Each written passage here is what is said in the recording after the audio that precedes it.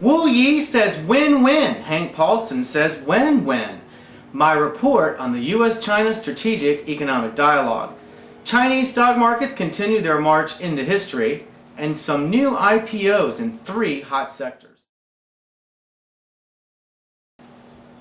The second Strategic Economic Dialogue ended today with the claim of success by Vice Premier Wu Yi, China's most powerful woman, and a reminder from Treasury Secretary Hank Paulson, who said we have much more work to do.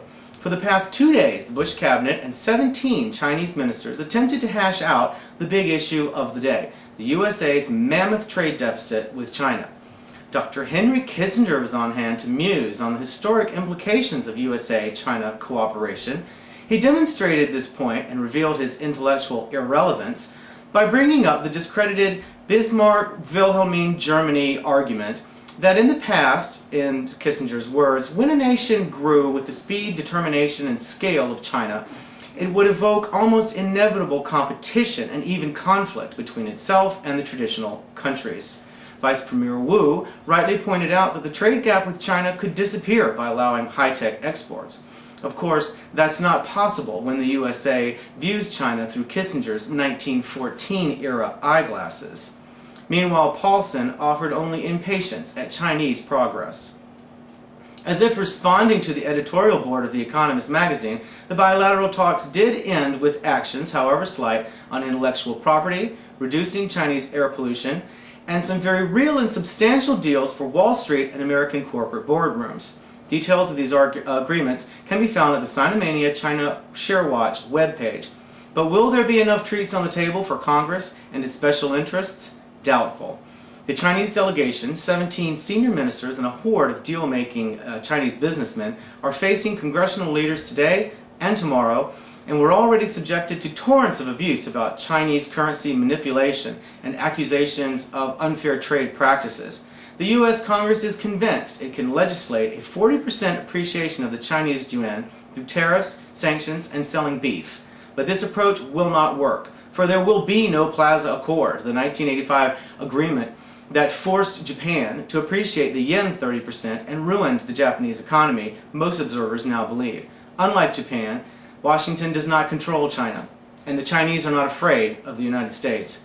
So at the conclusion of the second U.S.-China Economic Summit, nothing really has changed. Since U.S.-China relations normalized in 1972, the American response to China has been dominated by a sheepishly pro-China executive branch versus an anti-China, Paulson's own words, Congress.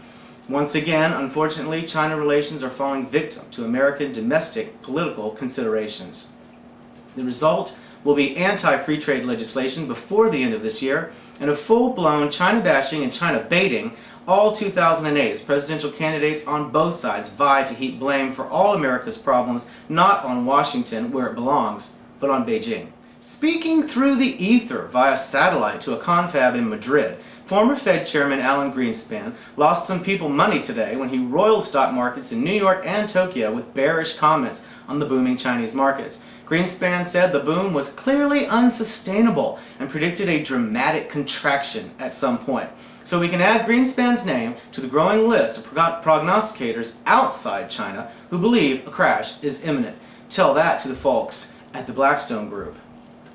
But the Chinese markets march on with Shanghai Composite busting past 4,100 points for the first time today, making my prediction that the index will reach 4,600 by year's end a little conservative maybe.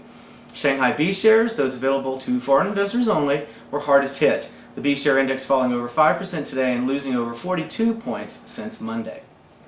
Datong Coal Mine Group of Shanxi Province, China's second largest coal producer, is planning an IPO within a year on Hong Kong that may raise up to 1 billion yuan. The company is already trading A shares on Shanghai. Energy is a hot sector, so this will be one to watch for.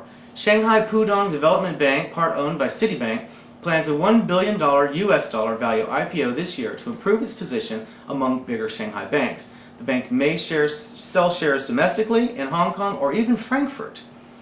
Shanghai Huahong NEC Electronics, a Shanghai chipmaker, has revived IPO plans and hopes to raise $300 million on the Hong Kong exchange within the next few months, but insiders say the company needs far more to keep up with technology advances and compete with bigger competitors. Japan's NEC owns a 20% stake already, and Jazz Semiconductor, an American firm, and Alcatel-Lucent both own over a 10% stake. I'll see you next time.